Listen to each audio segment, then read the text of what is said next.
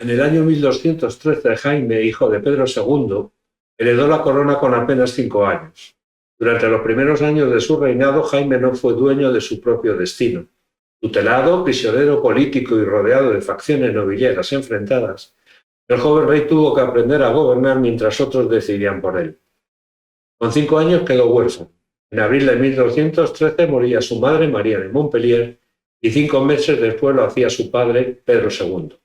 Su tutor era Simón de Montfort, según el acuerdo llegado en las vistas de Montpellier del año 1211, donde Pedro II le encomendó su custodia hasta que cumpliera los 18 años de edad.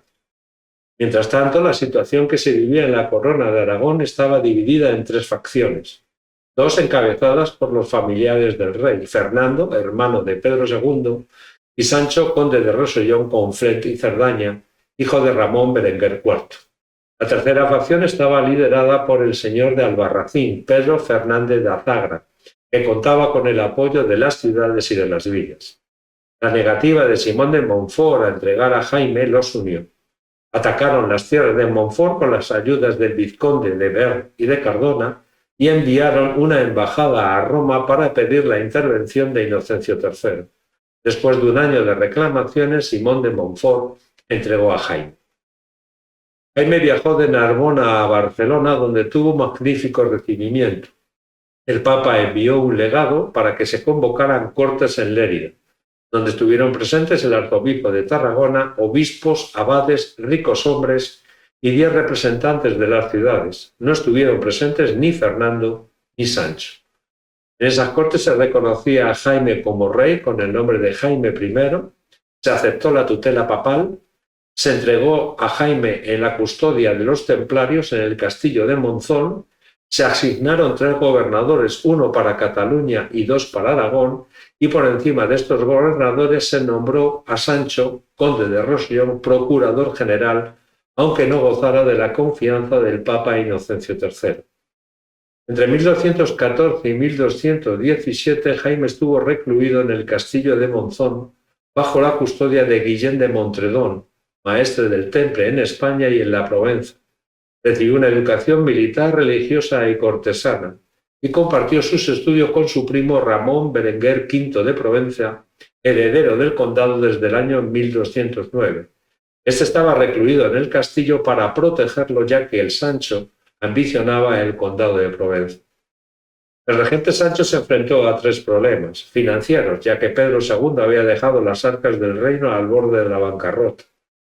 Problemas con los nobles liderados por Fernando, que se oponía a la regencia de Sancho. En el año 1216, Inocencio III hizo cambios en el gobierno de la regencia para evitar enfrentamientos nobiliarios, pero siguieron los roces porque pocos quisieron colaborar con el conde Sancho. Incluso algunos le acusaron sin argumentos de querer apoderarse del reino. Y por último, la pérdida de influencia en los territorios de Languedoc, debido a las injerencias de Francia y del papado. En Aragón había 2 posturas enfrentadas en este asunto. Por una parte, Sancho con intereses en la Provenza envió tropas en ayuda de Raimundo VI de Toulouse para recuperar la ciudad, y por otra parte, Fernando deseaba cortar las relaciones con el sur de Francia. En 1217, Honorio III amenazó a Sancho con censuras espirituales y castigos temporales si insistía en actuar en el Languedoc. En 1218 se convocaron cortes en Monzón, donde Sancho fue obligado a presentar su dimisión como regente. Todos sus leales le dejaron solo. A partir de este momento hubo tensiones constantes entre nobles y concejos. La facción ganadora sacó a Jaime I del castillo de Monzón para que gobernara. En estos momentos Jaime tan solo contaba con 10 años de edad. Realmente el rey fue utilizado por unos y por otros. Honorio III sustituyó a Sancho en la regencia por un grupo de nobles presidido por el arzobispo de Tarragona, y Sancho recibió a cambio la cesión de villas con rentas de 15.000 sueldos. Cada consejero actuaría como señor independiente en sus dominios y procuró ampliarlos sirviéndose de su posición ante el rey. La regencia del arzobispo de Tarragona fueron solo 3 años, de 1218 a 1221, ya que la mayoría de edad de Jaime I se adelantó y se concertó su matrimonio con Leonor de Castilla, hija de Alfonso VIII y de Leonor de Plantagenet. Los motivos eran obvios: entendimiento con Castilla y dar un heredero vistos los peligros que acechaban a Jaime. Los cronistas atribuyen esta unión a la sagacidad de Berenguela, la hermana de Leonor, para evitar el matrimonio entre Jaime I con una de las hijas de Alfonso IX y Teresa de Portugal, que podría poner en peligro los derechos de Fernando III al trono de León. Durante muchos años la corona de Aragón vivió una serie de disputas nobiliarias y conflictos feudales que inmovilizarían sus recursos y frenarían su desarrollo. La primera revuelta la datamos en el año 1220.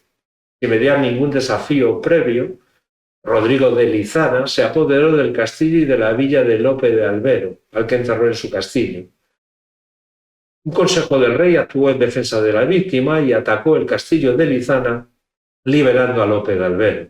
Lizana pidió ayuda al señor de Albarracín, uno de esos gobernadores que puso durante la regencia de Jaime I, que se había pasado al bando opositor a la regencia. El ejército real no pudo tomar el castillo de Albarracín después de un asedio de 2 meses, por las características defensivas del lugar y la igualdad de fuerzas. Además, los infiltrados eran informados a los situados de todos los movimientos. Al final, Jaime I puso fin a las hostilidades y perdonó a los sublevados. Años más tarde, Lizana sería uno de los más fieles colaboradores de Jaime I en sus conquistas de Mallorca y de Valencia. La segunda revuelta ocurrió 3 años después. El origen fue una tontería, una disputa de cetrería sobre la entrega de una zona entre Nuño Sánchez, el hijo del conde Sancho, y Guillermo de Moncada, el vizconde de Berg.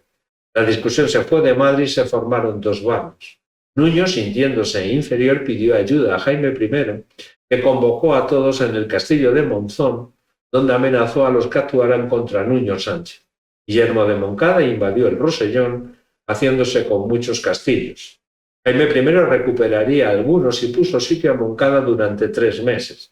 Nuevamente fracasó porque la gente de su ejército abastecía a los sitiados. Un año después, en abril de 1224, Jaime I convocó cortes en Barbastro. Todos los bandos enemistados se unieron contra los consejeros del rey y en octubre, en Monzón, pactaron una confederación a la que se unieron las ciudades de Zaragoza, Jaca y Huesca. Marcharon sobre Aragón, donde estaban residiendo los reyes, y los secuestraron, confinándolos en la Torre de Zuda, en Zaragoza. 3 semanas después, Jaime I pagó a Moncada 20.000 maravedíes por los daños causados. Los líderes se repartieron los feudos aragoneses entre amigos y partidarios con la pretensión de que contaban con la sanción real. Nadie movió un dedo por los reyes.